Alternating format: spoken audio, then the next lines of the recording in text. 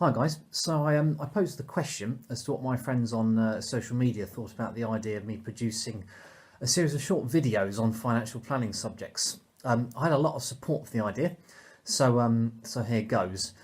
Just to warn you in advance, I will be reading from a script, so if I occasionally sort of dart off and look in other directions, please bear with me. I'll try and keep each video very brief, between 1 and 4 minutes long. I'll do one video a week. I'll stick to broad subjects that should be of general interest. I'll talk around subjects and generally avoid PowerPoint or slides unless it's essential to get a point across.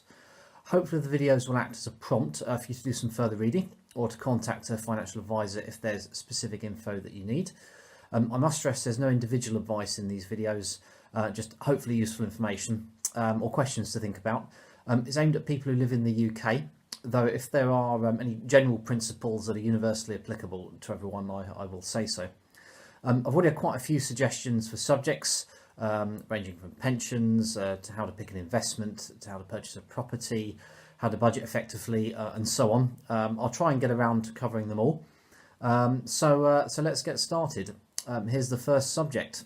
It's a very current subject that's affecting people right now. Can you guess what it is? No? Do you know what it is? I expect a lot of you think you know what it is. I'll give you a clue. It's not Brexit.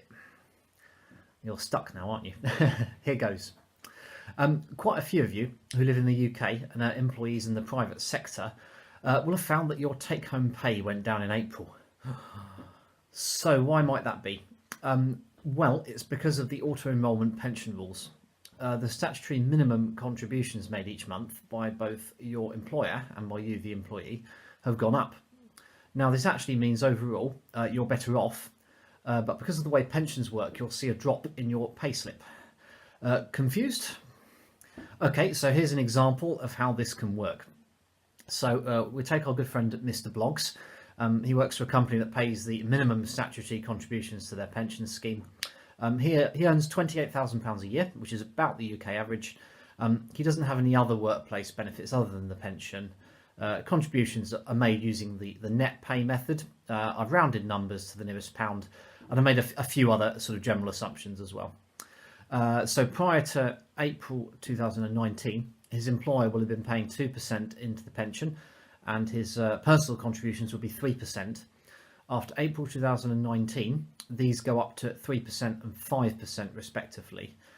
If you work this out, previously his monthly take-home pay would be 1813 and monthly total pension contribution would be 135. Under the new arrangement, his take-home is around 1788, so he is £25 worse off per month in terms of money paid into his bank account. However, the pension contribution is now 216, so there is £81 more in the pension. So, do the maths, 81 minus 25, overall Mr. Bloggs is £56 better off per month, with the difference being in his pension. So I'd say this is a good thing generally. However, if you're struggling on a month-by-month basis, the drop in take-home pay will obviously affect you. It is possible to opt out of auto-enrolment, but I think carefully before doing that for the reasons that I've just mentioned. This only applies if you're a private sector employee with an auto-enrolled pension. If you're a public sector employee, like for example a teacher or a police officer or NHS staff, etc., or if you run your own business, you'll probably not have this arrangement. I'll cover pensions as a general subject in later talks. That's it for today. Feel free to add a comment beneath the video. Thanks for listening.